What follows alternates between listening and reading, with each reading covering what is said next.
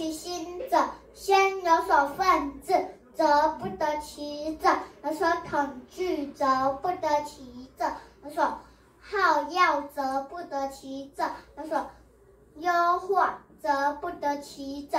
心不在焉，视而不见，听而不闻，食而不知其味，此谓修身在，正其心。又所谓其家在修，其身者，能知其所期爱而辟焉，知其所将恶而辟焉，知其所未尽而辟焉，知其所哀矜而辟焉，知其所傲妒而辟焉。度好知其恶，恶而知其美者，天下鲜矣。夫业有之一，默默知其子之恶，莫知其鸟之硕。此谓称不修，不可以齐其家。